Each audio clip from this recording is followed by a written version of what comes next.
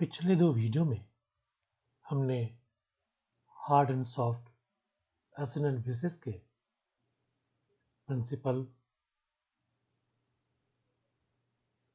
उनके वर्गीकरण आदि का अध्ययन किया था।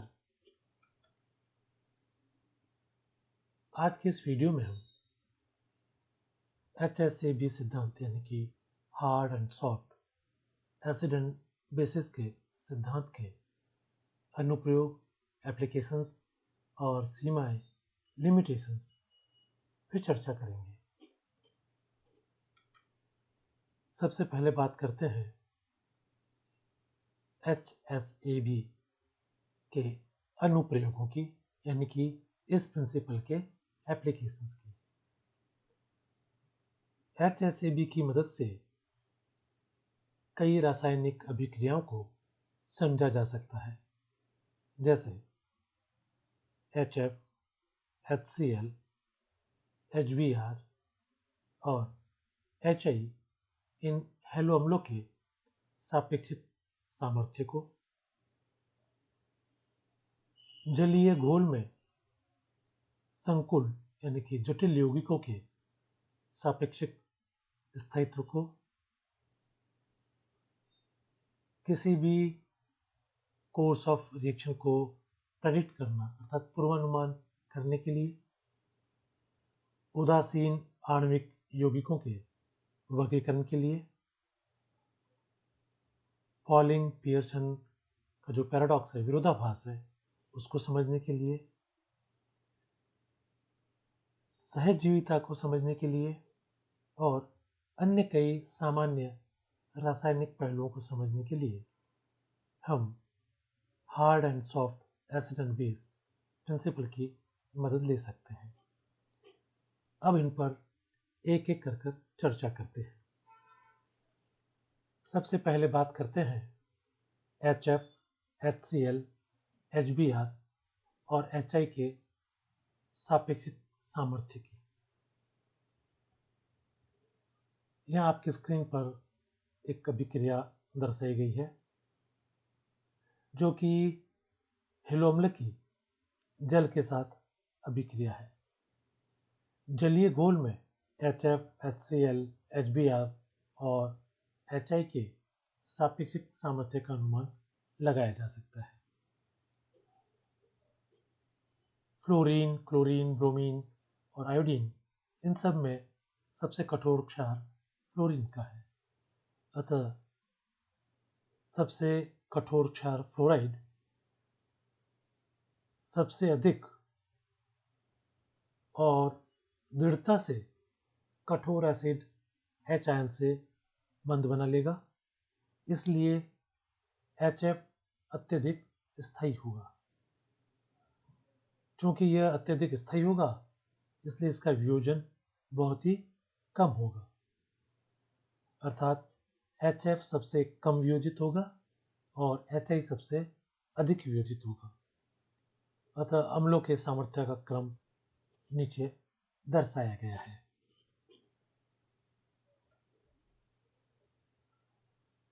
जलीय घोल में संकुलों के सापेक्षिक स्थायित्व के लिए भी हम HSAB प्रिंसिपल का प्रयोग कर सकते हैं।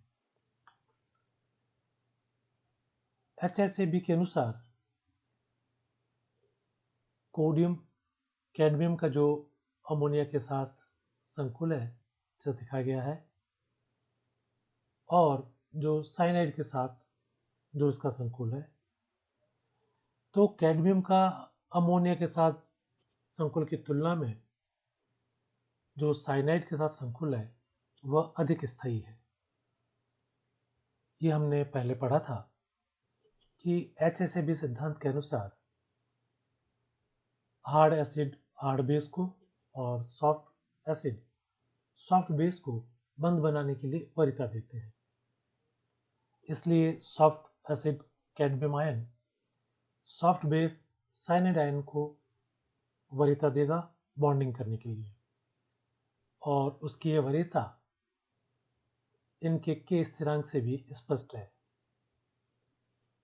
साइनो कॉम्प्लेक्स में स्थिरांक का मान 1.4 10 की घात -19 है, जबकि अमाइन कॉम्प्लेक्स के लिए यह 10 की घात -8 है। अतः जो साइनो वाला कॉम्प्लेक्स है वह अधिक स्थायी होगा, क्योंकि इसमें सॉफ्ट एसिड का सॉफ्ट बेस के साथ कोऑर्डिनेशन हुआ है।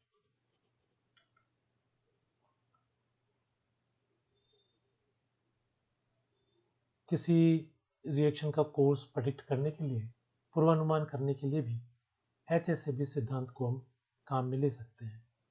यहाँ दो अभिक्रियाएं दर्शाई गई हैं।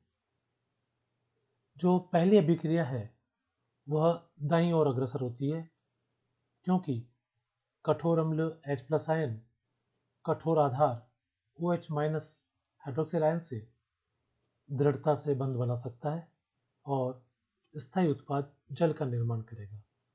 तो पहली अभिक्रिया में चूंकि कठोर अम्ल H+ आयन और कठोर क्षार OH- आयन दोनों कठोर हैं, इसलिए यह अधिक स्थायी उत्पाद बनाएगा और अभिक्रिया दाईं ओर अग्रसर होगी।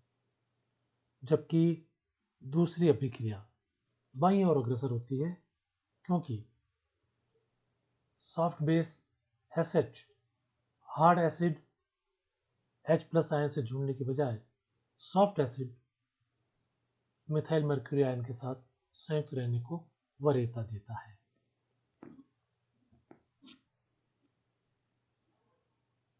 उदासीन आणविक यौगिकों का वर्गीकरण किस तरह से किया जाए, इस बारे में भी HSAB प्रिंसिपल हमें बताता है। उदासीन आणविक जो अम्ल और क्षार हैं, उनके लिए भी HSAB प्रिंसिपल को लागू किया जा सकता है। उदाहरण के लिए फिनोल, जो कि एक लुईस एसिड है, थायोईथर की तुलना में डाईइथाइल ईथर के साथ में हाइड्रोजन बॉन्डिंग द्वारा अधिक स्थायी संकुल बनाता है, जबकि इसके विपरीत लुईस अम्ल आयोडीन थायोईथर के साथ एक अधिक स्थायी संकुल बनाता है। इसलिए यह निष्कर्ष निकाला जा सकता है कि फिनोल कठोर है, जबकि आयोडीन मृदु है। पॉलिंग और पियर्सन का विरोधाभास। हार्ड का संयोजन और सॉफ्ट का संयोजन, यानी कि हार्ड एसिड की हार्ड बेस के साथ वरीयता और सॉफ्ट एसिड की सॉफ्ट बेस के साथ रिएक्शन करने की वरीयता कई विशिष्ट अभिक्रियाओं की क्रियाविधि को निर्धारित करते हैं। यहाँ आपके स्क्रीन पर दो अभिक्रियाएं दर्शाई गई हैं। ये अभिक्रियाएं पॉलिंग पियर्सन विरोधाभास को चित्रित करती हैं। जहाँ तक कि पॉलिंग के इलेक्ट्रोनेगेटिविटी कॉन्सेप्ट का संबंध है, सीजियम और मरकरी को फ्लोरीन के साथ अधिक स्थायी बंध बनाने चाहिए, क्योंकि उनकी इलेक्ट्रोनेगेटिविटी का अंतर अधिक होता है। वास्तविकता में लिथियम फ्लोराइड सीजियम फ्लोराइड से अधिक स्थायी है। यह लिथियम आयन और फ्लोराइड आयन के बीच इलेक्ट्रोस्टैटिक आकर्षण के बहुत बड़े योगदान के कारण होता है।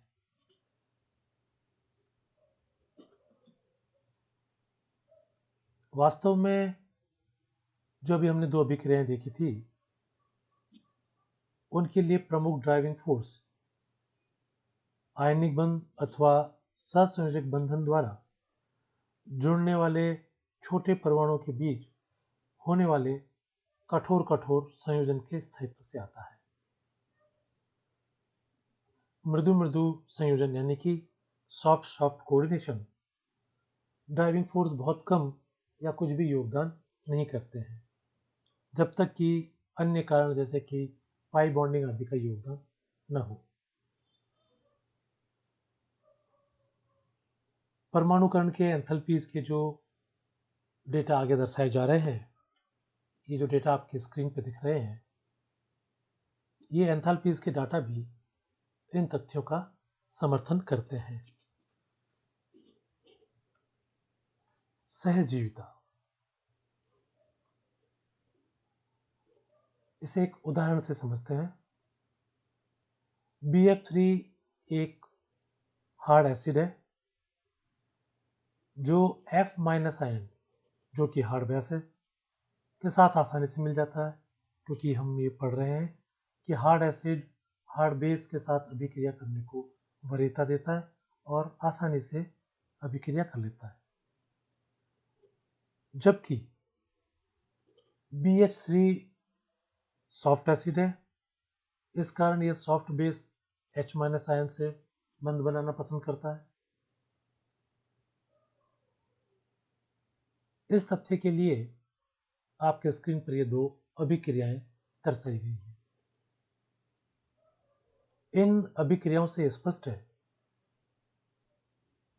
कि पहली अभिक्रिया में जिस तरह से हो रहा है कि चौथे फ्लोराइड आयन के लिए और दूसरी अभिक्रिया में चौथे H- आयन के पक्ष में समन्वय की फ्लोराइड आयनों या हाइड्राइड आयनों की ऐसी प्रवृत्ति को जॉर्जेसन द्वारा सहजीविता का नाम दिया गया। तो पहली अभिक्रिया में आप देख पा रहे होंगे कि फ्लोरीन के 3 परमाणु मौजूद थे। उसके बाद उसने फ्लोरीन के एक और आयन को वरीयता दी है। तो इस तरह से आयन को वरीयता दिया जाना ही सहजीविता है।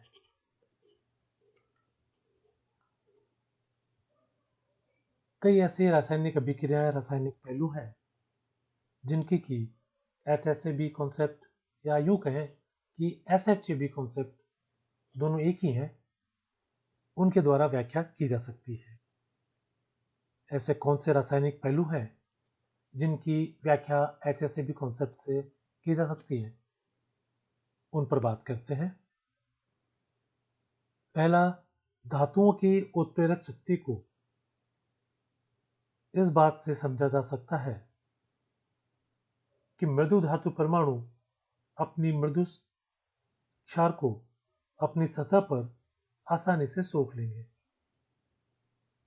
अर्थात इनका कैटालिटिक एक्शन इसीलिए होता है क्योंकि सॉफ्ट मेटल अपनी सरफेस पे सॉफ्ट बेस को आसानी से सोख लेता है। दूसरा बिंदु, विलयता को इस तथ्य से समझा जा सकता है कि कठोर सॉल्वेंट्स कठोर सॉल्यूट को विलय करना पसंद करेंगे, क्योंकि कठोर और कठोर यानी कि हार्ड एंड हार्ड की अभिक्रिया आसानी से होती है। इसलिए जो हार्ड सॉल्वेंट्स होंगे वो हार्ड सॉल्यूट को विलय करना पसंद करेंगे, और इसी तरह से जो सॉफ्ट सॉल्वेंट होंगे वो सॉफ्ट सॉल्यूट को विलय करना पसंद करेंगे। उदाहरण के लिए देखें कि मरकरी का जो हाइड्रोक्साइड है वो अम्लीय जलीय विलायक में घुल जाता है, लेकिन उसका सल्फाइड ऐसा नहीं करता। अभिक्रिया में जो स्पीशीज भाग लेते हैं उनकी हार्डनेस और सॉफ्टनेस की सहायता से प्रतिस्थापन अभिक्रियाओं का काइनेटिकली अध्ययन किया जा सकता है।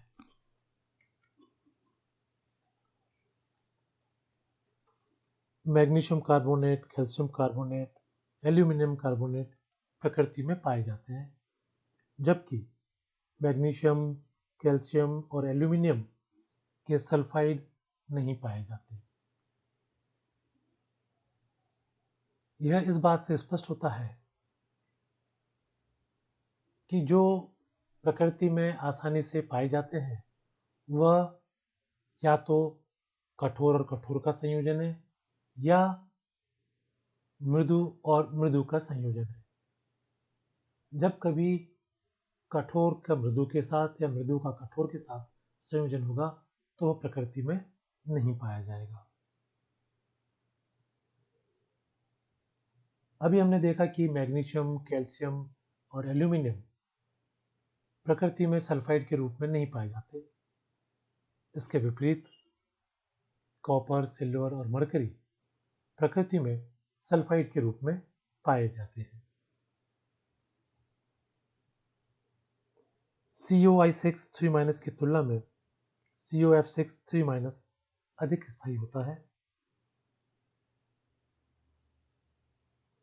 CONH3 I2+ स्थायी होता है, जबकि CONH3 I2+ अस्थायी होता है।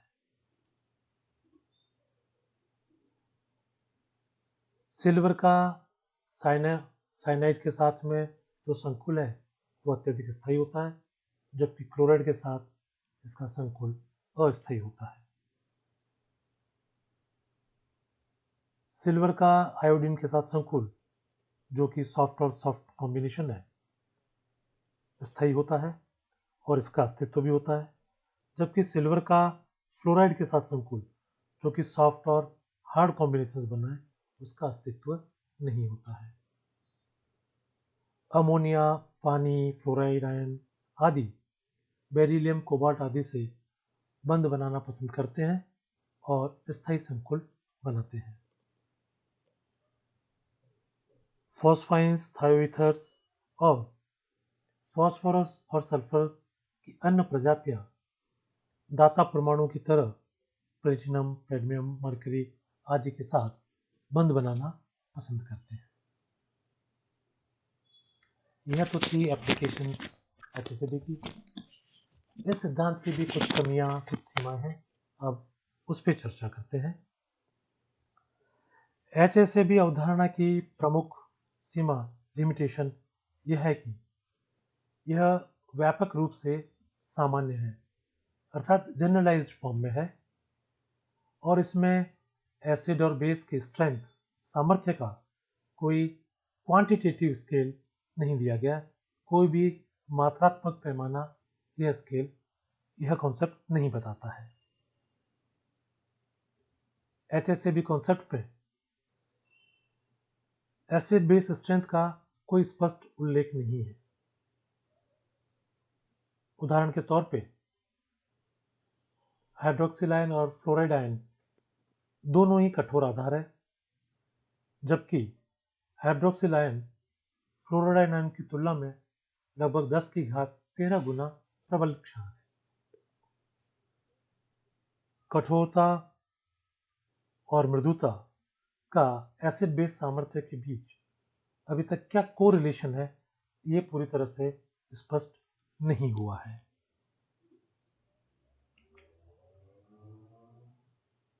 विभिन्न अभिक्रियाओं की व्याख्या हेतु जो अभिक्रिया में भाग ले रहे अभिकारक हैं, उनको HCl कॉन्सेप्ट ने मनमाने ढंग से एसिड और बेस में वर्गीकृत किया है।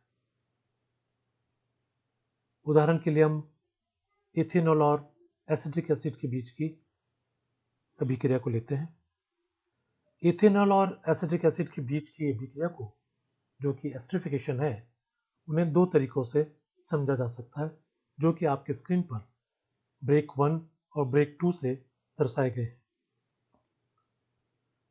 उपर्युक्त दोनों के लिए H+ के साथ OH- का कठोर संयोजन उचित है। आप देख पा रहे होंगे कि जो पहला ब्रेक दिखाया गया है, जहां से कि बंध को टूटना है, उसमें भी H+ आयन और OH- आयन का संयोजन होना है और H2O को बनना है। दूसरे में भी OH- आयन और H आयन का संयोजन होना है। पहले वाले ब्रेक में H+ आयन एसिटिक एसिड से आया है, जबकि OH- आयन इथेनॉल से आया है। जबकि दूसरे ब्रेक में एसिटिक एसिड ने OH- आयन दिया है और अल्कोहल ने, इथेनॉल ने H+ आयन दिया है। दोनों ही अभिक्रिया में H आयन और OH- आयन जुड़ रहे हैं। यह कठोर का संयोजन है। यहां तक तो HCl कॉन्सेप्ट सही है, लेकिन जो कि ब्रेक 2 में दर्शाया गया है कि CH3 CO- और C2H5+ ब्रेक 1 में जो दर्शाया गया है, उनके बीच में हार्ड और सॉफ्ट का इंटरेक्शन होगा। तो लेकिन चूंकि नेट रिजल्ट में पानी का एक अणु बाहर आ रहा है, तो इस प्रकार के बंध के टूटने को सिर्फ इस सिद्धांत की सहायता से अमान्य नहीं किया जा सकता। कभी कभी HACCP प्रिंसिपल एसिड बेस सामर्थ्य के साथ समानता रखने में विफल रहता है। आपके स्क्रीन पर एक अभिक्रिया दर्शाई गई है। इस अभिक्रिया में देखा जाए तो CH3 आयन मिथाइल आयन और H- के बीच सॉफ्ट इंटरेक्शन के वजह से कोऑर्डिनेशन आसानी से हो जाना चाहिए। यह अभिक्रिया से स्पष्ट हो रहा है, लेकिन वास्तव में अभिक्रिया लगभग पॉजिटिव 360 किलो जूल पर मोल ऊर्जा के साथ एंडोथर्मिक होती है और यह अनफेवरेबल एंट्रोपी चेंज अभिक्रिया को होने नहीं देता है।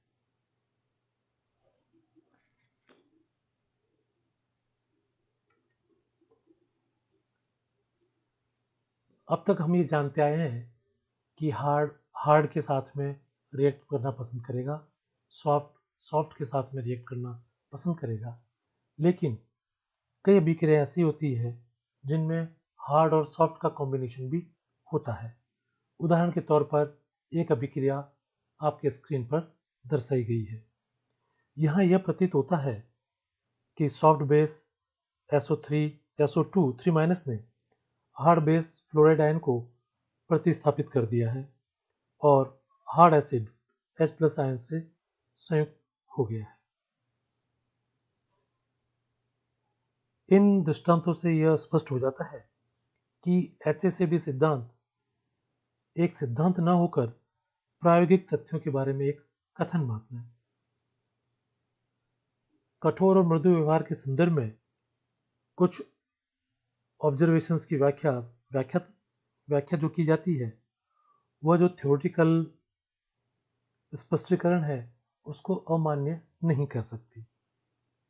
सार रूप में यह कहा जा सकता है कि HACCP जो कॉन्सेप्ट बना है वह कई प्रेक्षणों के आधार पर बनाया गया है, लेकिन इसे सभी जगह सामान्य रूप से लागू नहीं किया जा सकता। संक्षेप में यह कहा जा सकता है कि HACCP सिद्धांत का महत्व इसकी उपयोगिता में निहित है, जिससे संकुलों की सापेक्ष स्थायित्व के अध्ययन के कई सारे प्रैक्टिकल ऑब्जर्वेशंस को व्यवस्थित किया जा सकता है। यहाँ यह बात कोई विशेष महत्व नहीं रखती कि मृदु परस्पर अभिक्रियाएं किसी भी अभिक्रिया के लिए ड्राइविंग फोर्स नहीं है। वे केवल बंध बनने की प्रक्रिया में ड्राइविंग स्पीशीज के परिणाम मात्र है। लुईस एसिड जो कि संक्रमण धातु आयन होते हैं, अपने अस्टक का विस्तार करना चाहते हैं और उनके बंध वास्तव में मृदु परस्पर क्रिया द्वारा स्थायी हो सकते हैं, जिसके कारण उनके बंध सहसंयोजक बंध की ओर अग्रसर होते हैं। आज के इस वीडियो में हमने जाना कि HACCP कॉन्सेप्ट यानी कि hard and soft acid and base concept के क्या क्या अनुप्रयोग हैं और उनकी क्या क्या सीमाएं हैं।